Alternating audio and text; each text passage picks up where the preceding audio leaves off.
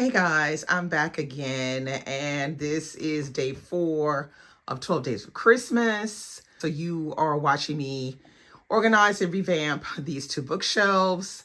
So we've already done 1, 2, whoops, and 3.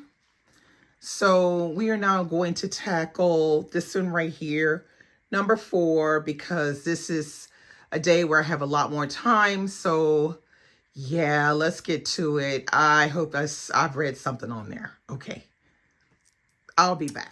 Okay, guys, so I'm back. Whew, I have 2.5 bags, shopping bags of books on that one shelf.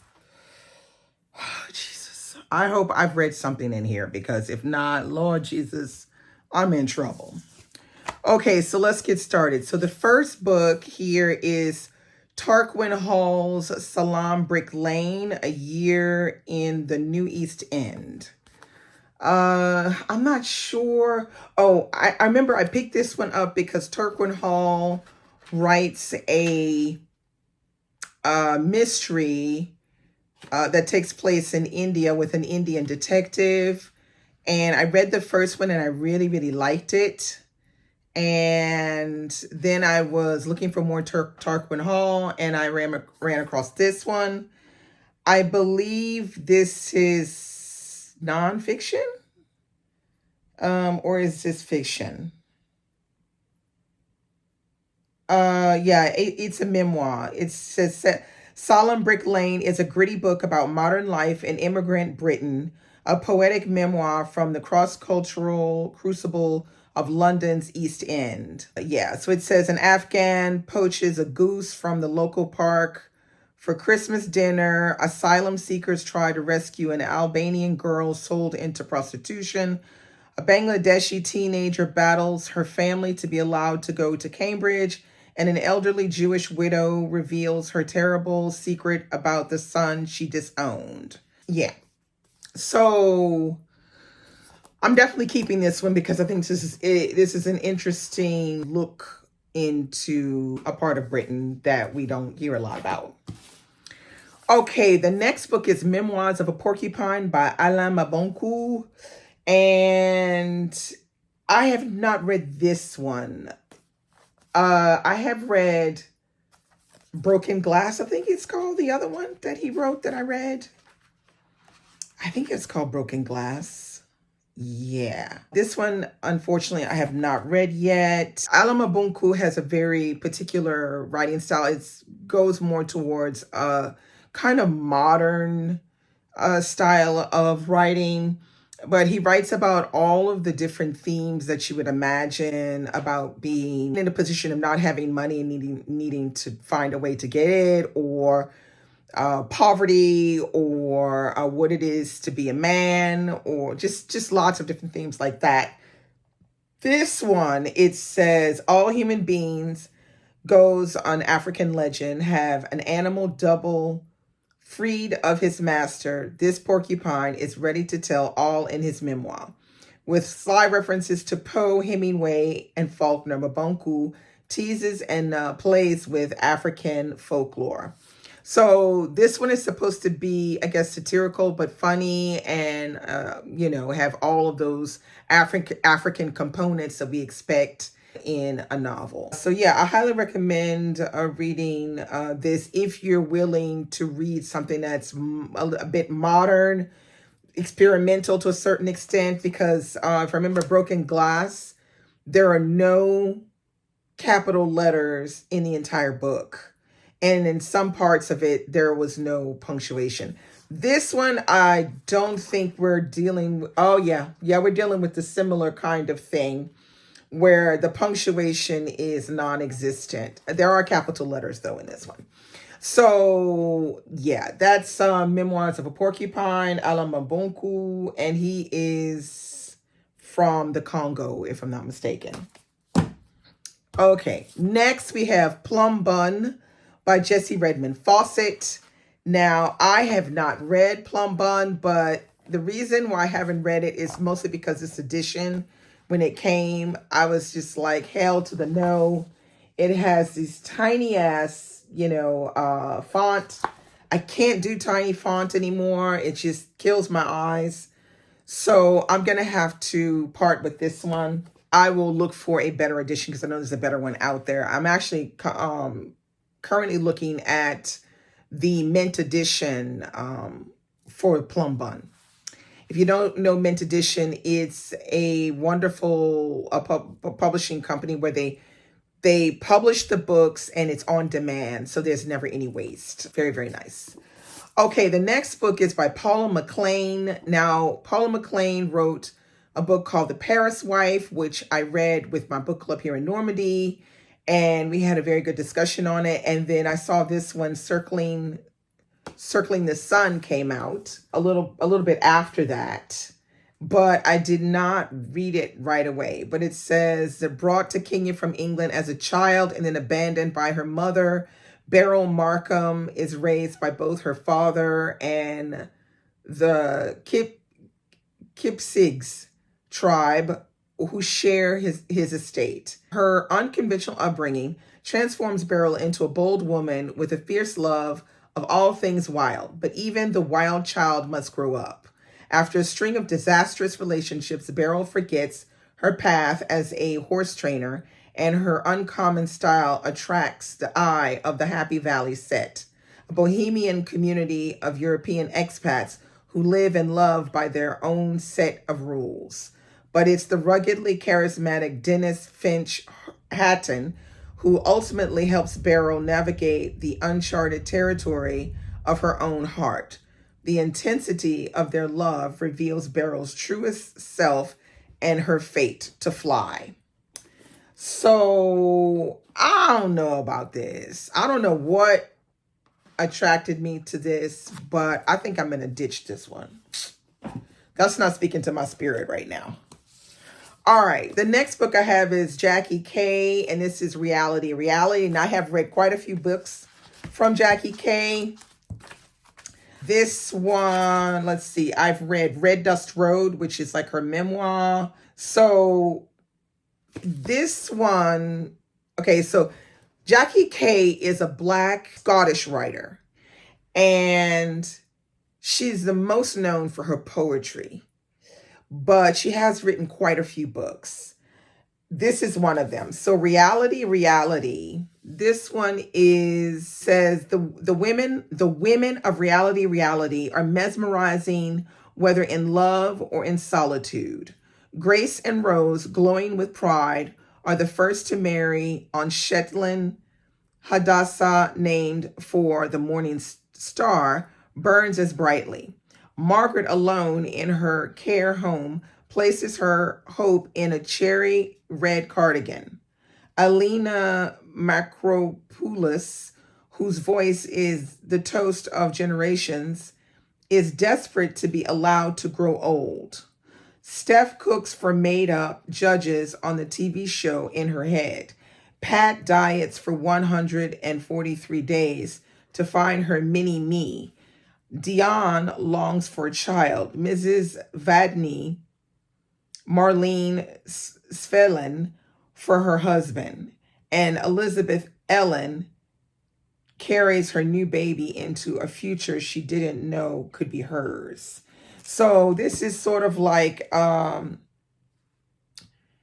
compilation, or I guess, of short stories around women and their desires. So I am definitely keeping this one because I like Jackie Kay. All right, this next one is No God Like the Mother. Now, this was a independent author who gave me this book, and I had difficulty getting into this book for some reason. I don't know. I'm going to have to let it go because I think I tried to read this 2 or 3 times and it wasn't hitting it. So I'm giving that one away.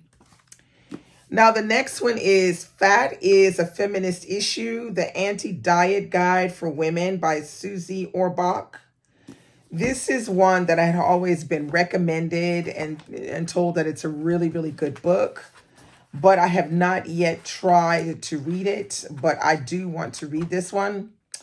So I'm keeping it. And I think somebody actually gifted me this used edition. So I'm going to keep that. All right. The next book I have is B.B. Moore Campbell, What You Owe Me. Now, I read this. Oh, I want to say it was the year of the pandemic. I think it was the year of the pandemic. This is quite a long, I mean, it's a little bloated, I must admit. It's 533 pages. And it's a bit bloated. Like it could have been easily completely told in 350 or 300. But, I guess B.B. Moore Campbell's a bit, long-winded. But I have read from her brothers and sisters. And I think that's it. And I've read this one. But I would like to read Singing in the Comeback Choir eventually, which I think I do own. But this one I am going to get rid of because I know I won't read it again. It was an okay reading experience, but it's true, like around page 350, I was like, yeah, why haven't we wrapped this story up? So it's basically a story about a Black woman and a Jewish woman. They work together in like a hotel as cleaners. And eventually they get together to do a business around makeup. And what winds up happening is the Jewish woman kind of like takes the business over and leaves the Black woman out and doesn't like pay her what she should be paid and everything. And so that's why it comes into the title, What You Owe Me. The concept of the idea I thought was very good. It's just that it was way too long. All right, next book. This is one I've been meaning to read forever and ever and have not done it. And that's Gilead by Marilyn Robinson. I'm not even going to read what this is about because people that follow me, y'all all know what this is. But yeah, I want to read this one. And this was winner of the Pulitzer in 2005. So definitely keeping it.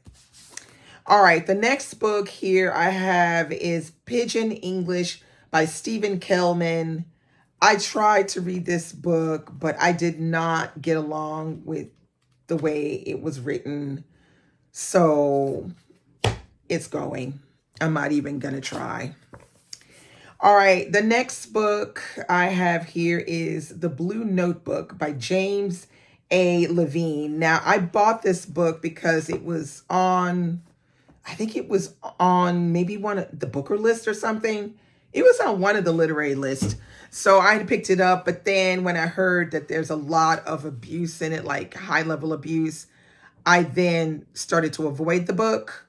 But I think now that I built up my tolerance for the abuse thing, sadly, I'm going to keep it though. I want to see what that one's all about. All right. The next book I have here is Southern Cross the Dog by Bill Chang. This one came out a long time ago. It's been a while. This book has been out. But I have wanted to read this one for a very long time and have not been able to pick it up, probably because it was hidden amongst some other books and I didn't notice it. So I will be keeping this one. Here is Bill Chang there. All right. It says, with clouds looming on the horizon, a group of children play among the roots of the gnarled bone tree. Their games will be interrupted by a merciless storm, bringing with it the Great Flood of 1927, but not before Robert Chatham shares his first kiss with the beautiful young Dora. The flood destroys their homes, disperses their families, and wrecks their innocence. But that kiss will sustain Robert for years to come. Having lost virtually everything in the storm's aftermath, Robert embarks on a journey through the Mississippi hinterland, from a refugee camp to a brothel to the state's fearsome swamp. Trouble follows close on his heels, fueling Robert's conviction that he's marked by the devil. Yet just when he seems to shake off the demons, he's forced to make a choice that will test him as never before. So yeah, this one sounds really interesting and, happening in my neck of the woods. So perfect. All right, now this next one is a big old brick right here. It's called Sacred Games, and it's by Vikram Chandra. Now this one as well, this is another one. I was one day looking up like novels, Indian novels that were kind of epic and sweeping in their own way. And I came across this one, Sacred Games. As it says, 7 years in the making, Sacred Games is an epic, exceptional richness and power. Vikram Chandra's novel draws the reader deep into the life of Inspector Sartaj Singh and into the criminal underworld of Ganesh Gatundan, the most wanted gangster in India. So yeah, this one, I had to pick this one up because it's something that I definitely want to read. Now, keep in mind, this one is particularly sweeping. It's coming in at, I think, almost 900 pages. It's coming in at 900 pages totally. It has a glossary in the back because we're dealing with Hindi and Punjabi. So they give you the words in the back and what they mean. And this is Vikram Chandra right here. So yes, I will be reading this one. I don't know if it'll be in 2025, but eventually I will be reading this book. Okay, so that was the half bag right there. There was already a lot of books in the half bag. Okay, next book that was on my shelf is Between the World and Me by Ta-Nehisi Coates. Everybody knows this one. And yes, I've read it. So I'm keeping it. Okay, so the next book is Little Scarlet. So let me just tell you all of these books. So there's Little Scarlet, White Butterfly, A Red Death. Oh, but I can't remember what the fourth. Oh, wait, no, it isn't this one. I haven't read this one yet. What is the next one I'm supposed to read? A Little Yellow Dog, I think it's the next one I'm supposed to read. That's where I am in the series. So this is all of the series. Not all of it. This is maybe a quarter of it that I have here. Yeah, I've gone fishing. Okay, look. This right here is part of the Easy Rollins series. I would say this is like a quarter of the series because he's added quite a lot of new books to the series. I'm keeping all of these because this is a series that I need to get into more and kind of like try to finish up this series by not next year, but the year after, because I don't own all the books yet. But like I said, I think I'm on book 5, which is A Little Yellow Dog. So I have a little ways to go, but here are most of the books. So I'm keeping them all. So I have here, let's see, 1, 2, 3, 4, 5, 6, 7, 8. So yeah. All right. The next book I have on my shelf is Tumbling by Diane McKinney Whetstone.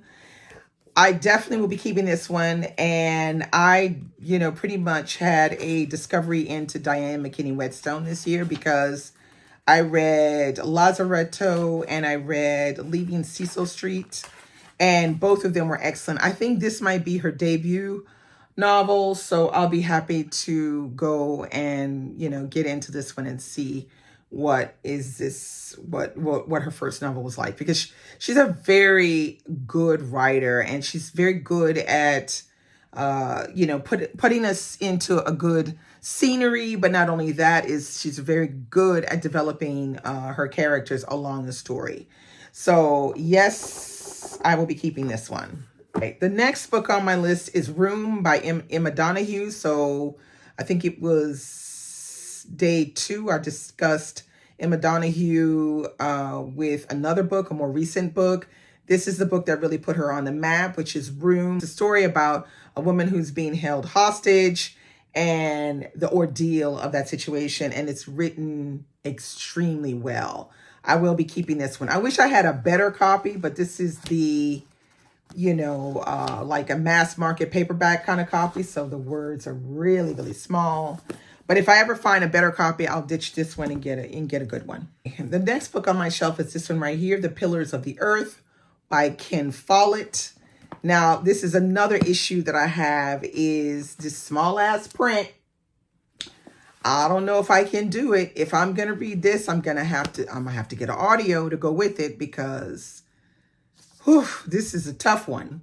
But you all know Pillars of the Earth. It's about the construction of a cathedral. And this is something that I am very interested in. So I am definitely keeping this one. All right. The next book on my list is The Fire Next Time, which I have read, James Baldwin. And this, I don't need to tell you what this is about. You already know. Highly recommend it. You need to get to it. Get to everything James Baldwin. Like, don't play around. Just read the book. All right, the next one I have here, I have also read, which is Lucy by Jamaica Kincaid. This is another one that is a classic that you should definitely read. This one, I'll read you what it's about. It says, Lucy, a teenage girl from the West Indies, comes to North America to work as an au pair for Louis and Mariah and their 4 children.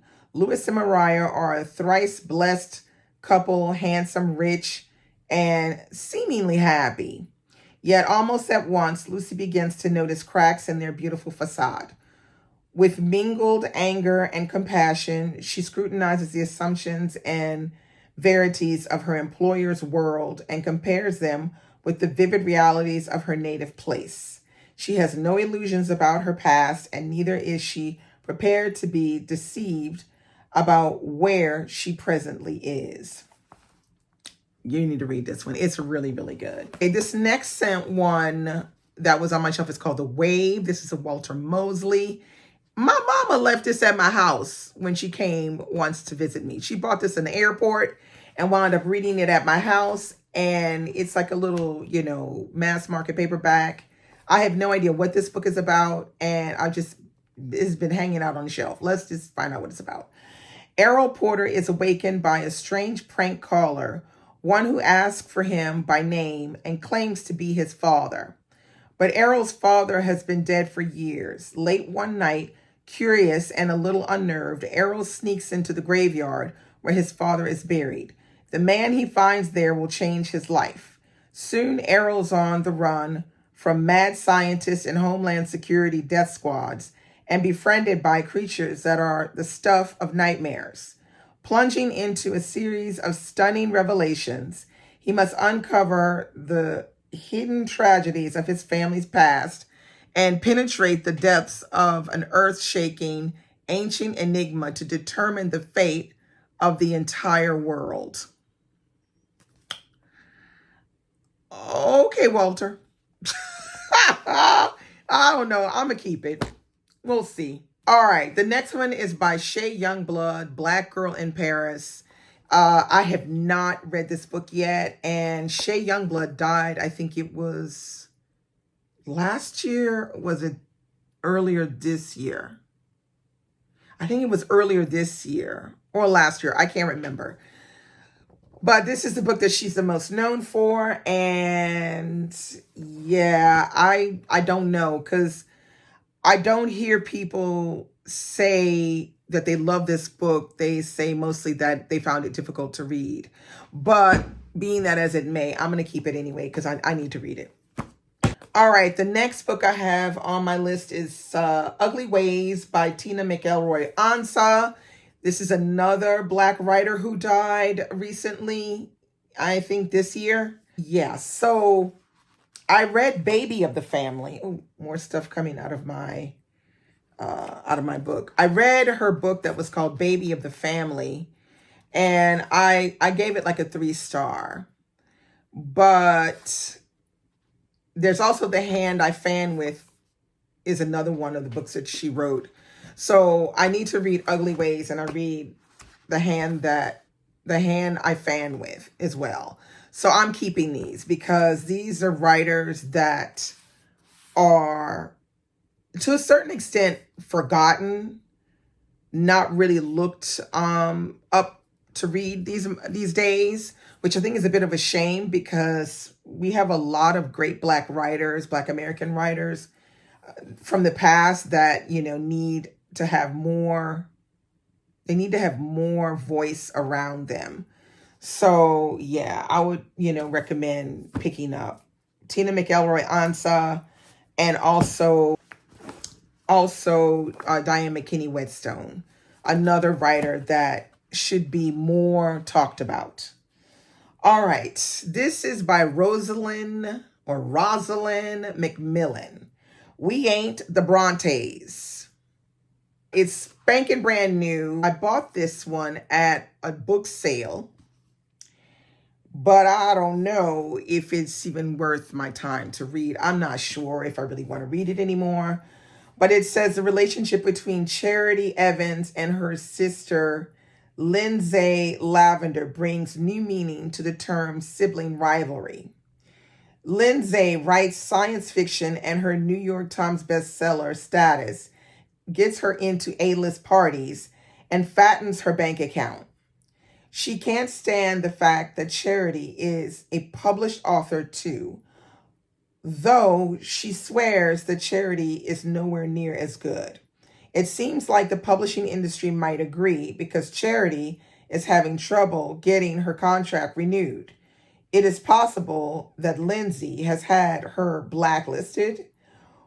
With her savings, okay, I'm exhausted reading this. I'm not keeping this mess. No, it's a no ma'am for me. On to the next one, Roots by Alex Haley. Now, this is one, here again, another one, classic Black American book that everybody should at least have read once, and I haven't read it once. So, yeah, this is one that I'm definitely going to make an effort to read sooner than later, and I'm keeping it, and I love this edition. Next book I have here is March by Geraldine Brooks. Now, I wanted to read this book, but something happened to it along the way. It got completely waterlogged because it was in a place that it shouldn't have been. And then when I recuperated it, I just shoved it on the shelf once it had dried. But I feel like this book, I want to read it. So I might just keep it and read it and then give it away later. It says, as the North reels under a series of unexpected defeats during the dark first year of the Civil War, one man leaves behind his family to aid the Union cause. His experiences will utterly change his marriage and challenge his most ardently held beliefs. From Louisa May Alcott's beloved classic Little Women, Geraldine Brooks has taken the character of the absent father, Mr. March, who has gone off to war, leaving his wife and daughters to make do in the meantimes. From vibrant New England to the sensuous antebellum South. I didn't know the antebellum South could be sensuous. March adds adult resonance to Alcott's optimistic children's novel, a lushly written, wholly original tale steeped in the details of another time. Okay, so I'm gonna keep this one, but once I've read it, I'm gonna give it away because it's in pitiful shape. Okay, the next book we have is We Need New Names by Novalet Bulawayo. This one I did read, as you can see my tabs here. This was her debut novel, if I'm not mistaken. And I absolutely love this cover. It's genius. This book, I thoroughly enjoyed it. That is the first half of the book, and the second half of the book I enjoyed a lot less. The first half of the book were square in Zimbabwe, and we're following a group of children who are friends. And so we're getting the climate of the country and what's going on through the mouths of these children.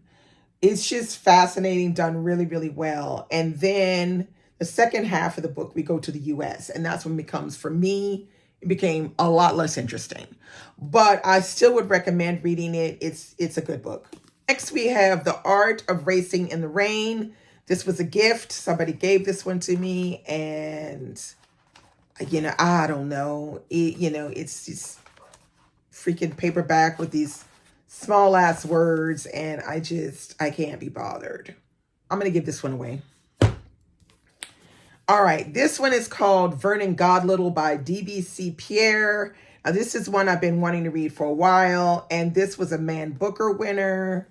And I'm wondering if it wasn't a Pulitzer winner as well.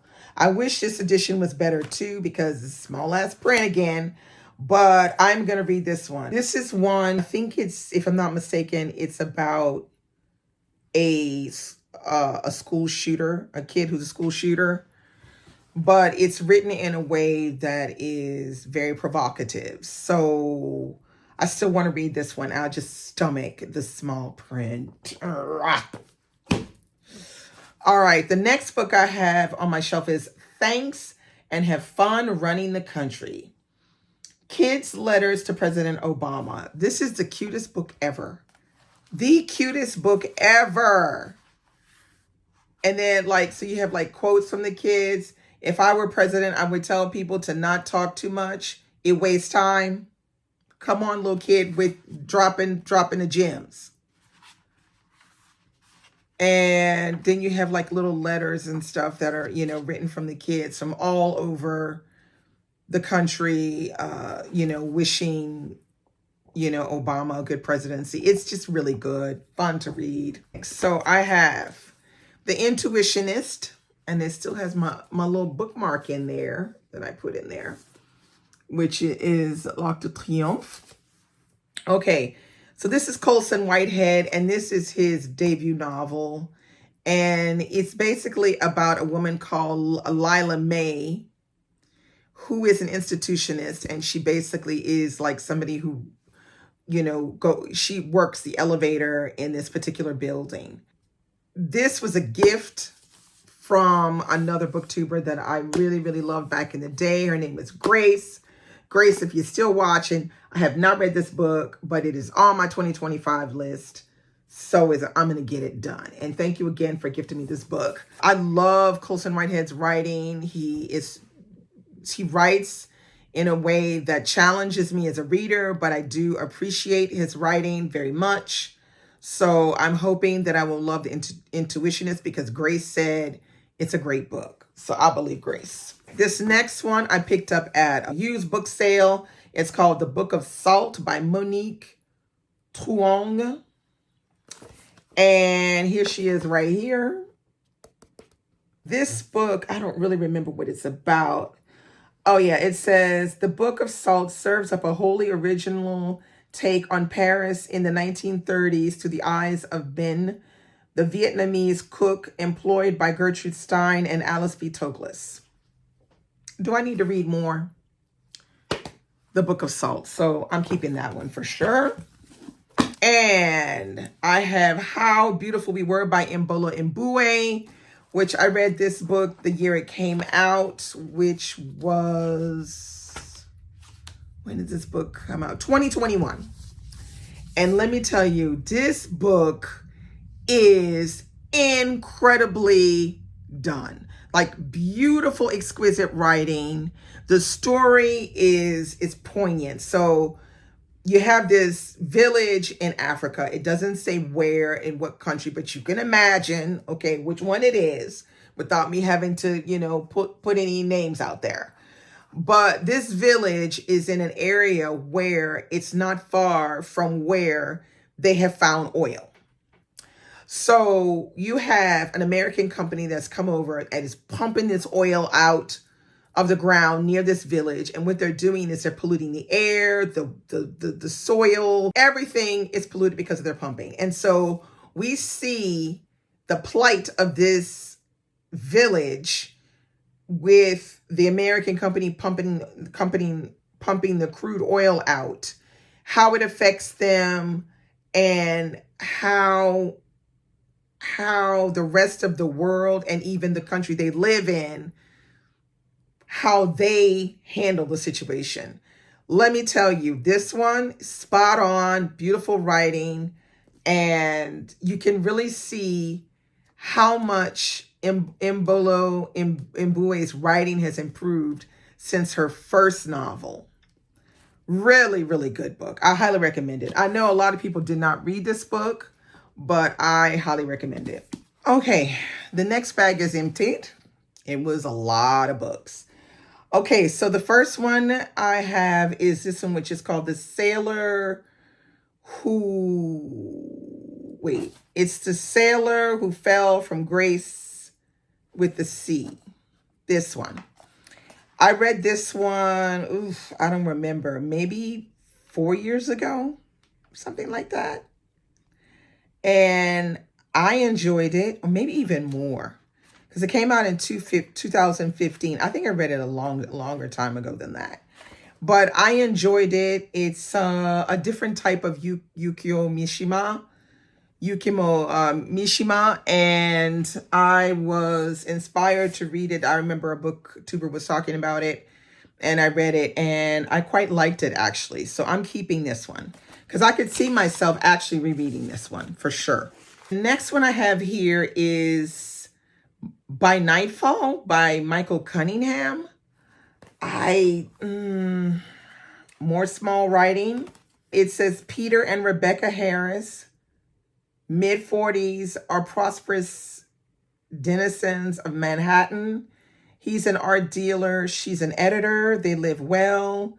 They have their troubles, their ebbing passions, their wayward daughter, and certain doubt about their careers. But they feel as though they're happy enough until Rebecca's much younger look-alike brother, Ethan, known in the family as Mizzy or Mistake, comes to visit. And after he arrives, nothing will ever be the same again. Okay. This looks like some family drama. I'm going to keep it. All right. This next one is The Tiger's Wife by Taya Obrecht. I really don't think I'm going to read this one. I think I had to read it for something, and I couldn't get through it or something.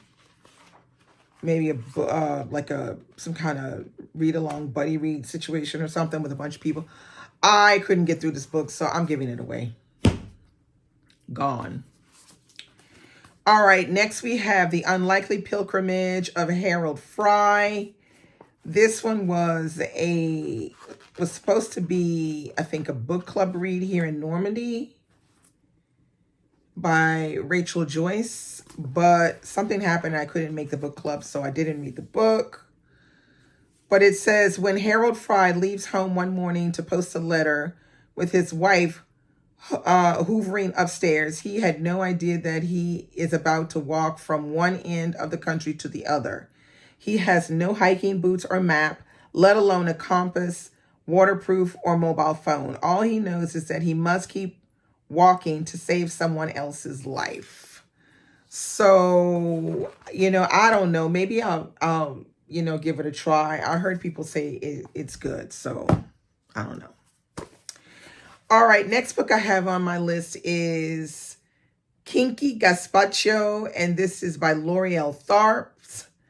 Now, I read this one years ago. This is basically, it's called Kinky Gazpacho, Life, Love, and Spain. Now, this really discusses when Lori Thorpe moves to Spain. And so it gives you all the rundown about, her hair and a whole bunch of other stuff. It's kind of interesting. It gives an insight into a Black woman moving to Spain and what that could be like. And she moves to, I think it's Andalusia, because it's down south. I think she's living in Seville, if I'm not mistaken. Yeah, Andalusia, Cadiz. Cadiz is the backdrop. So, yeah, I'm keeping this. I quite liked it. All right, the next one I have is Lady Moses by Lucinda Roy. This is something that I bought a long time ago, I don't know, maybe 2014 or something. Never read it. A vibrant and moving novel of 3 generations of women. A story about being Black, about being white, about being both. As her mother lays dying, Jacinta Moses, attempts to rewrite her family history, her extraordinary childhood, and the reasons why she's in the mess she's in. Her search for her roots takes her down numerous blind alleys from South London to America, but it is in Africa, the land of her father's stories, that she finally weaves something brilliant out of her chaotic family history. So I think I'm gonna keep it and read it because it sounds very interesting. All right, remember how we talked about Edwige Danticat yesterday? Here we go. But this is one I have not read. Claire of the Sea Light, I have not read, but this is supposed to be a really good one. It says, on the eve of Claire Lanmay's seventh birthday, her father makes a very difficult decision. But before it can be carried out, Claire goes missing from their small Haitian seaside town. As the community searches for his beloved little girl, we see from the perspectives of the men and women connected to Claire the painful secrets and startling truths that began to rise to the surface. So yeah, this is definitely one I'm keeping even though I haven't read it yet. All right, this one is The Prisoner's Wife, a memoir by Asha Bandele. And this book I have not read yet, but I did read her fiction novel, which is called Daughter. And I love that book. It's just so well written. And then I finally found a used copy of The Prisoner's Wife because Asha Bandele's husband was, he had to go to prison. And so it's a little bit about how their marriage sustained prison. So yeah, I'm definitely keeping that. And this is another one by her called Something Like Beautiful, One Single Mother Story. So this is where she talks about her relationship with her daughter and raising her daughter on her own. And I think these both kind of inspire aspects of her fiction novel Daughter. Asha Bandele. All right, next I have Coconut by Kopano Matalwa. And this is another one that I should have read years ago, but I look how cool this book is. It has rounded edges. Like, where did they do that at? That looks good. So this got the joint winner of the 2010 Wole Soyinka Prize for African Literature, which, okay, that's really cool. So it says, Coconut is an extraordinary debut novel about growing up Black in white suburbs where the cost of fitting in can be your very identity. It is against this backdrop of potential loss that two extraordinary young women struggle to find themselves. I'm all here for this one. I'm definitely going to read it, and I'm keeping it. Okay, this is the one I was wondering, because when I saw that Hong Kong has a new book out, I was like, but I don't think where's my copy of Human Acts? Human Acts. Okay, I read The Vegetarian and I really liked that one. And so I picked up this one, but I haven't read it yet. I don't know what I'm waiting for, but I'm going to keep it and I'm going to read it. Okay, next. Did I say Edwige Danticat? So here's another Edwige Danticat, and it's called The Dew Breaker. So, of course, I am going to read it. I have not read it yet. All right, here's another one. Helen Oyeyemi, Boy Snowbird. Now, the thing is, I bought this because I really wanted to give it a chance. But when I started to, when people started to talk about it, they were saying things that didn't really, spark my attention and make me want to go grab it and pick it up right away. So it kind of sat and festered. I'm not sure if I'm going to keep this one. I might keep it. I might keep it just to at least try something because I've not tried any Helen Oyeyemi. So I'm going to keep it. All right. The next one I have here is Disappearing Acts. This is Terry McMillan. I think this is one that I have not read yet. It's this one. Can you believe? And this is like super, mass market paperback situation. But I'm going to read this one because this is one of the ones that I've always wanted to read. It says, he was tall, dark, and bittersweet chocolate and impossibly gorgeous with a woman melting smile. She was pretty and independent, petite and not too skinny, just his type. Franklin Swift was a sometimes employed construction worker, not quite divorced daddy of two. Women confused his programs, so he was leaving them alone. Zora Banks was a teacher, singer, songwriter. Her musical career was just about to take off, and she was taking a break from heartbreak. Then they met in a Brooklyn brownstone, and there could be no walking away. So yeah, I'm definitely keeping this, and I'm definitely going to read that. All right, next we have The Other Woman by Eric Jerome Dickey. I mean, y'all know who that is. I'm not even going to bother to read what it is. I have read this one. I think I'm going to keep this one because Eric Jerome Dickey is no longer with us. And his older work is much better than this newer stuff. But I'm not sure if I'm going to keep this one. But I think I will. I'm going to keep it because, it's Eric Jerome Dickey. All right. The next one is by Lori L. Tharps, which you just saw the book before, called Kiki Gazpacho. This is called Substitute Me. And this one is about a young Black girl who doesn't really know what she wants to do job-wise. So she decides to take a job as a nanny for a white family. And stuff happens.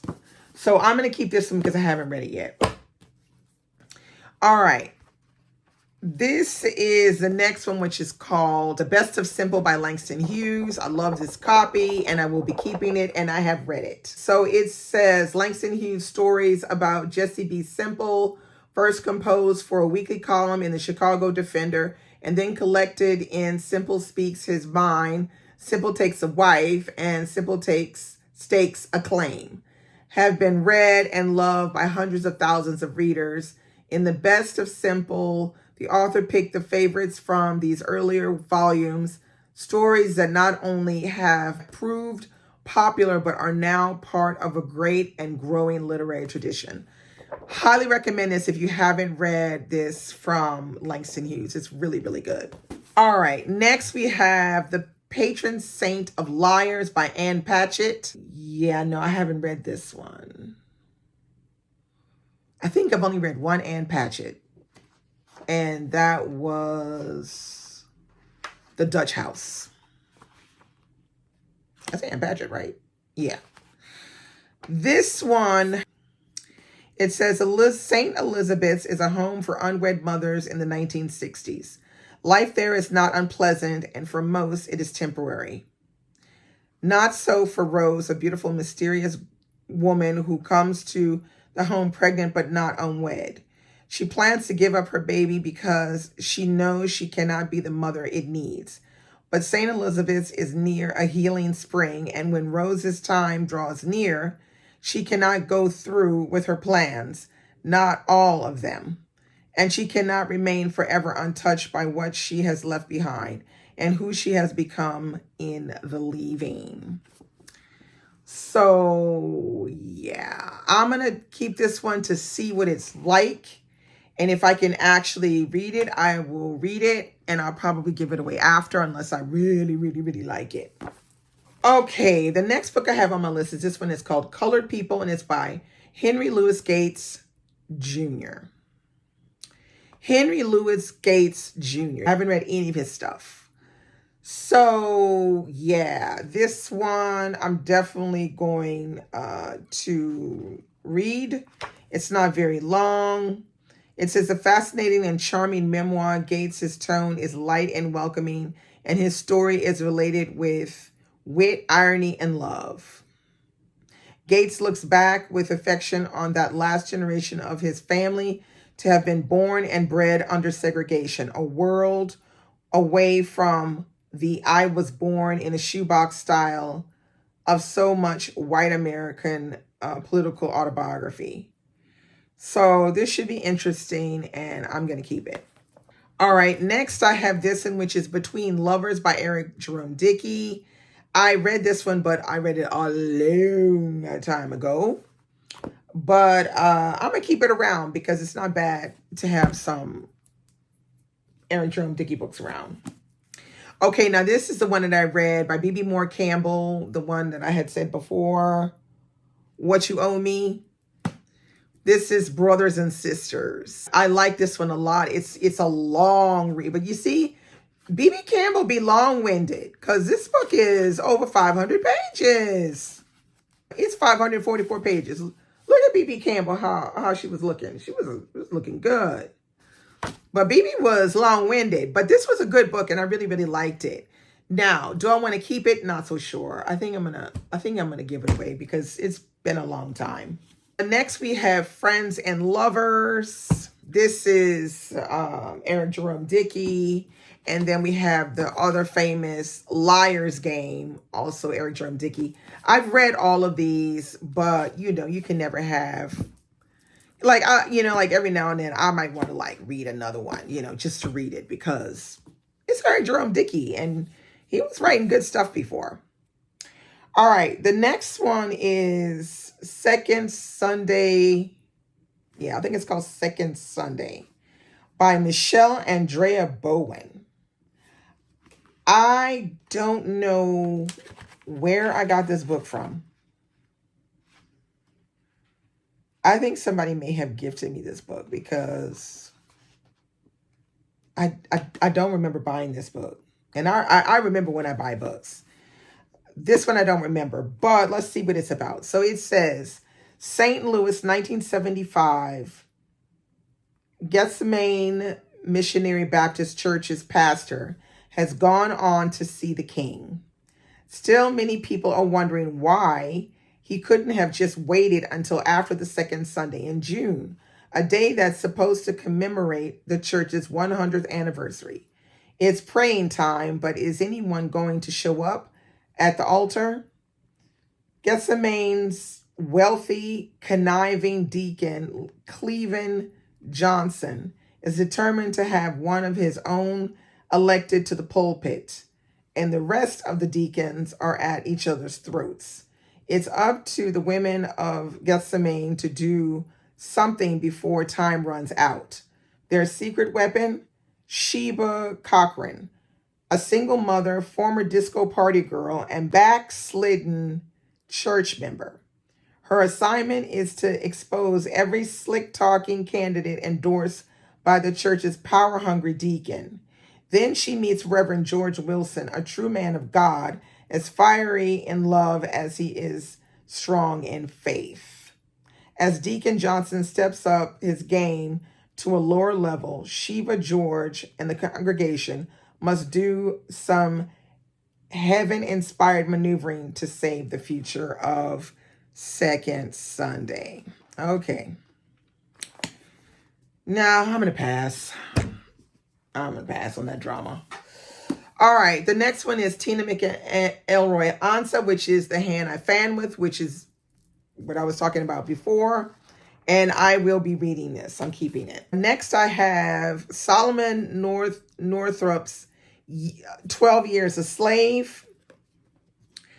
I saw the movie, and this is the movie cover, actually.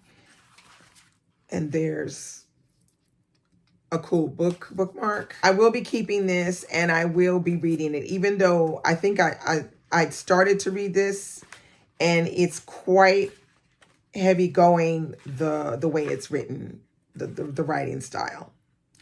But I'm going to keep it, and I'm going to read it. And then I have Mr. Fox by Helen Oyeyemi. So I have a second Oyeyemi in here. And this one, it says, it's a bright afternoon in 1938 and Mary Fox is in a confrontational mood. St. John Fox, a celebrated novelist, hasn't seen her in 6 years.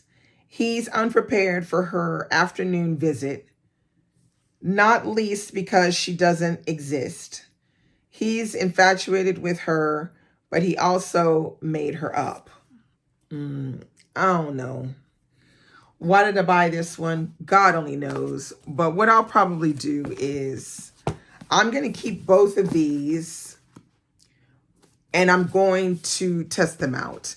And if I really feel like I'm not able to get on board with either one of them, I'll just quickly give them away. Whew. Ooh. So those are all of the books that I have on that big shelf.